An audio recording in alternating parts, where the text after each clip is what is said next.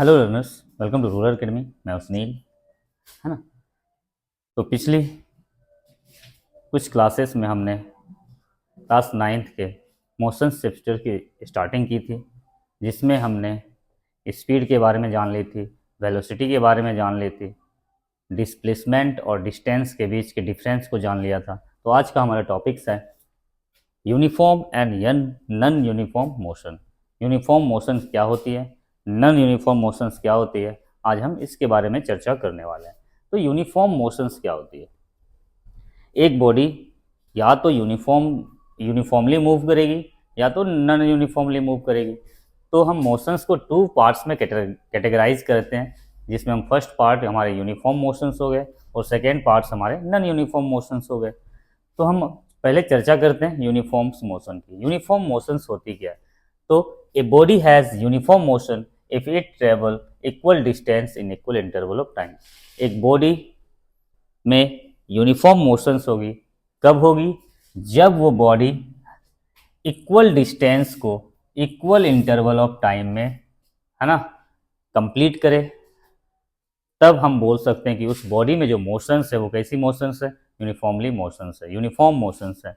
जब वह equal distance को इक्वल इंटरवल में, है ना, कंप्लीट करे, तब हम बोलेंगे उस बॉडी में जो मोशंस है वो मोशंस कैसी है? हमारी यूनिफॉर्मली है, मतलब उसमें यूनिफॉर्म्स मोशन है।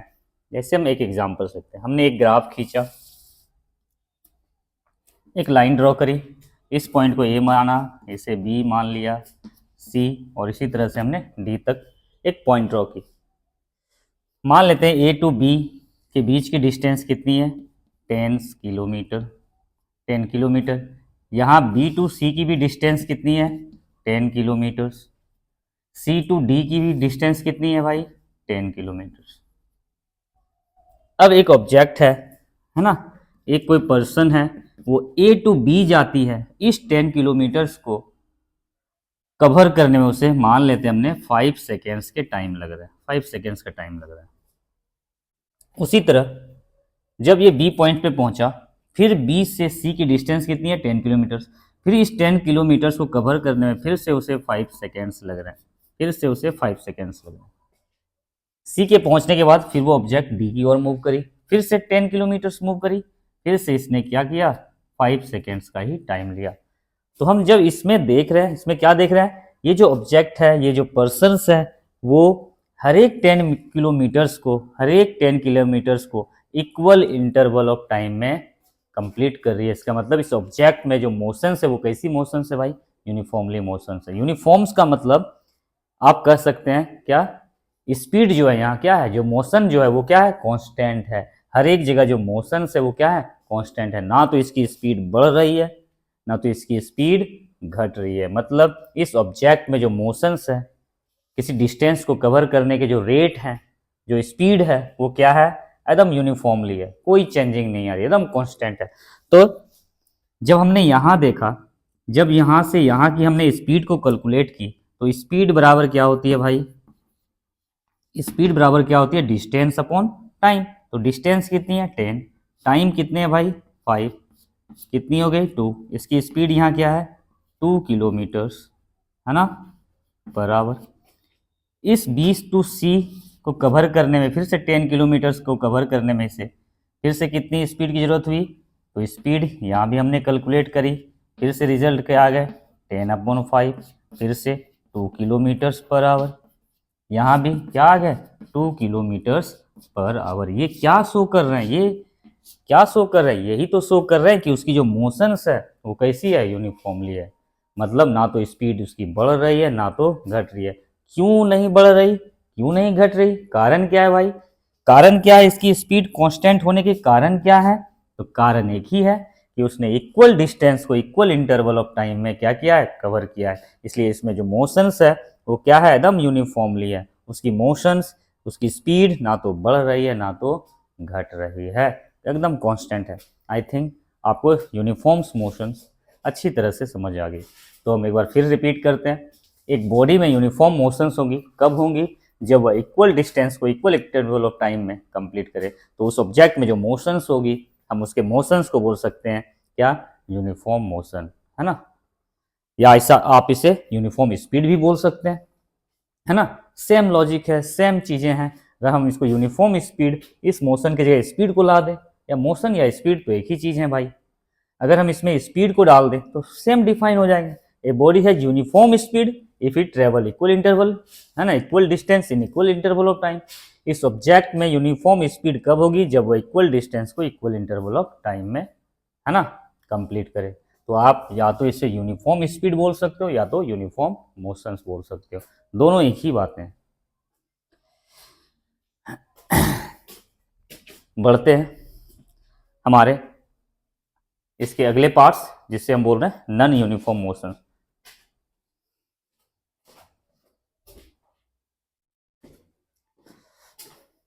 अगला है हमारा non uniform motions. Non uniforms motions क्या होती है?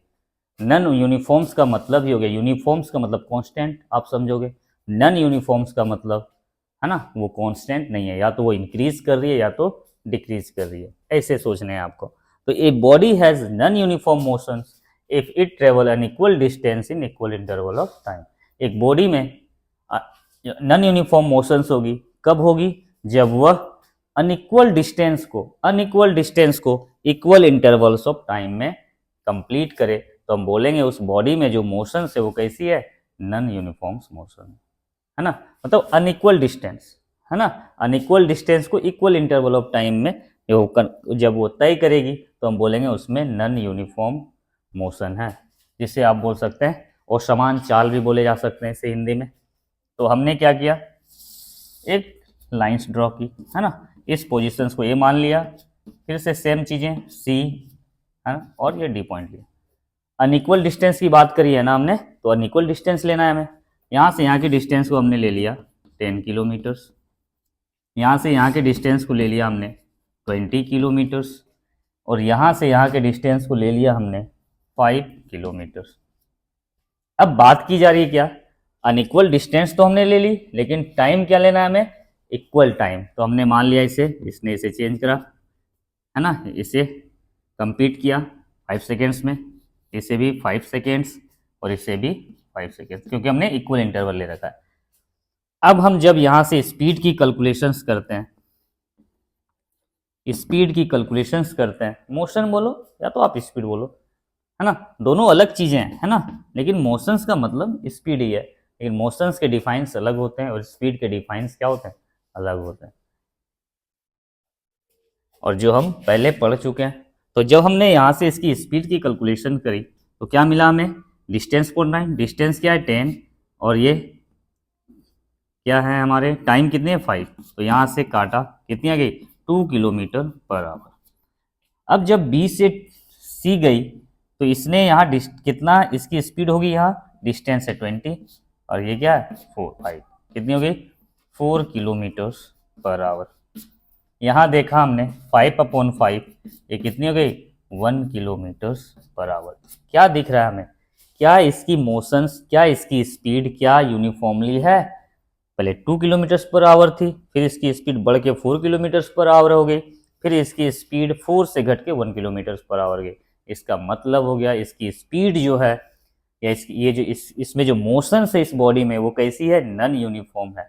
तो नॉन यूनिफॉर्म क्यों आ रही है, क्योंकि इसने इक्वल डिस्टेंस को अनइक्वल टाइम में, सॉरी, इक्वल डिस्टेंस को अनइक्वल डिस्टेंस को इक्वल इंटरवल ऑफ टाइम में क्या करी है, कवर करी है। आई रिपीट, इसने अनइक्वल डिस्टेंस को, सॉरी, अनइक्वल डिस्टेंस को इक्वल इंटरवल ऑफ टाइम में क्या करी है, कवर करी है। इसलिए हम बोलेंगे इस ऑब्जेक्ट में जो मोशंस है वो कैसी मोशंस है, नॉन यूनिफॉर्म्स मोशन है, मतलब इसकी स्पीड या तो बढ़ रही है या तो घट रही है, इसकी स्पीड जो है, इसकी मोशंस जो है वो कांस्टेंट नहीं है। तो ये हो गई हमारी नॉन यूनिफॉर्म्स मोशन। तो हमारे एनसीईआरटी में कुछ टेबल्स दिए गए हैं, हम उसकी बात करते हैं।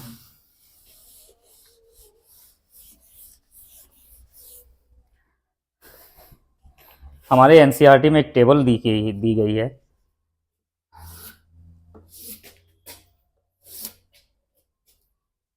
ये है मेरा डिस्टेंस ट्रेवल बाय ए, ये हमारी है डिस्टेंस ट्रेवल बाय बी और यहाँ दिए गए हैं हमारे टाइम। सबसे पहले हमने ली है 9:30,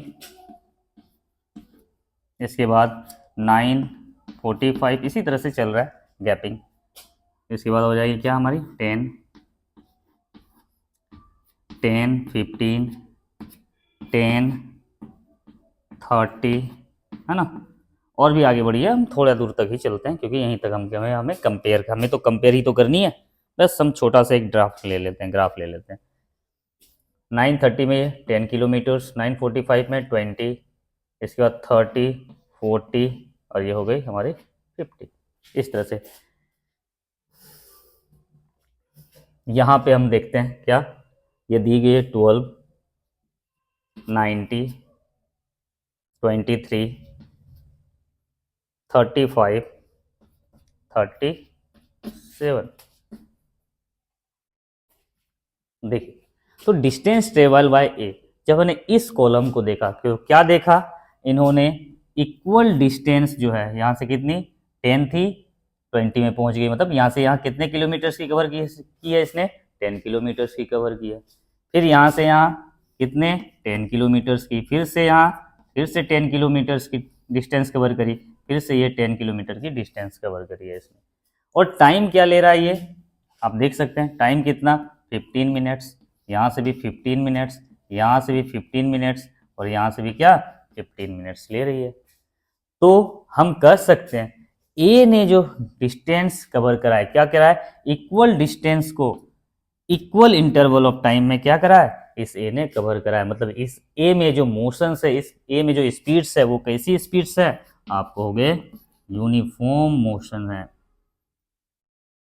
यूनिफॉर्म मोशन है या यो तो यूनिफॉर्म स्पीड है। उसी तरह जब हमने इस ऑब्जेक्ट को देखा है ना, इस बी को देखा तो क्या देखा 12 किलोमीटर पे थी ये, है ना, कहीं ओरिजिन रही होगी, वहां से 12 किलोमीटर पे आ चुकी है। अब यहां से हम चीजों को कैलकुलेट कर रहे हैं तो 12 से ये 19 पे गई 7 किलोमीटर्स, फिर यहाँ से 4 किलोमीटर्स, यहाँ से 12 किलोमीटर, यहाँ से भाई 2 किलोमीटर्स। तो देख क्या रहे, टाइम इंटरवल तो इक्वल है लेकिन इसने डिस्टेंस जो कवर करी है वो क्या है, अनइक्वल है। मतलब अनइक्वल डिस्टेंस को इसने इक्वल इंटरवल में कन्वर्ट करा है। तो इसमें जो मोशन है वो कैसी है, नॉन यूनिफॉर्म मोशन है, नॉन यूनिफॉर्म मोशन है इसमें, है ना। और ये चीजें आपको कैसे पता चलेगी इसमें नॉन यूनिफॉर्म मोशन से, भाई आप इनकी स्पीड कैलकुलेट कर लो। आप इसकी स्पीड कैलकुलेट करोगे तो यहाँ जो स्पीड होगी वो क्या होने वाली है, कांस्टेंट होने वाली है। यहाँ जो स्पीड आएगी वो क्या होने वाली है, हमारी कांस्टेंट होने वाली है। हर एक जोन पे हर एक बार मेरी स्पीड क्या होने वाली है, सेम होने वाली है। लेकिन जब हम यहाँ देखेंगे तो यहाँ पे जो स्पीड है हमारी, है ना, वो कांस्टेंट स्पीड नॉट कांस्टेंट होने वाली है, स्पीड हमारी कांस्टेंट नहीं होने वाली है। तो ये आपके कुछ टेबल्स थे एनसीईआरटी में 8.1 एक टेबल्स दी गई थी, है ना। तो इस टेबल्स को हमने यहाँ उतारा और आपको चीज़ें समझाने की कोशिश करी। लेकिन एक चीज़ें हैं, कभी कभी आपको एक डिफाइन और भी मिल जाती है। हमने क्या कहा, या तो आप बोलो equal unequal distance in equal interval of time बोलो। अगर एक body unequal distance equal interval of time में कवर कर रही है तो हम बोलेंगे उसमें जो मोशन है वो कैसी है, नॉन यूनिफॉर्म मोशन है। या तो इसके जस्ट आप उल्टा कर दो, equal distance unequal interval of time, है ना। Equal distance unequal interval of time में जब एक बॉडी किसी डिस्टेंस को कवर करती है तो हम बोलेंगे उसमें जो मोशन है वो कैसी है, नॉन यूनिफॉर्म मोशन है। तो आप दोनों को कर सकते, या तो आप बोलो इक्वल डिस्टेंस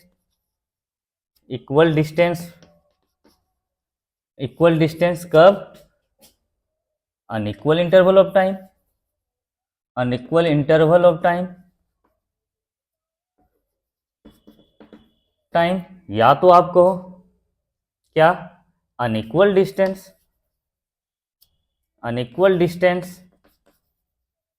है ना, इक्वल इंटरवल ऑफ टाइम। बात दोनों बराबर है है ना, दोनों जगह जो हमारी स्पीड आएगी वो क्या होने वाली है, कांस्टेंट नहीं होने वाली है। तो आई थिंक चीज़ें आपको समझ में आ गई हैं, है ना। हम बढ़ते हैं हमारे अगले टॉपिक की ओर। तो यूनिफॉर्म मोशंस कब होगी, एक ऑब्जेक्ट जब इक्वल डिस्टेंस को इक्वल इंटरवल ऑफ टाइम में कवर करे तो हम बोलेंगे उस वो ऑब्जेक्ट में यूनिफॉर्मली मोशन है, यूनिफॉर्म मोशंस है। लेकिन जब एक ऑब्जेक्ट अनइक्वल डिस्टेंस को इक्वल इंटरवल ऑफ टाइम में कवर करे तो हम बोलेंगे वो नॉन यूनिफॉर्म मोशंस में है। या तो इक्वल डिस्टेंस को अनइक्वल इंटरवल ऑफ टाइम में तय करे तो हम बोलेंगे उसमें नॉन यूनिफॉर्म मोशन है। तो जैसे एक एग्जांपल लेते हैं हम नॉन यूनिफॉर्म मोशंस के।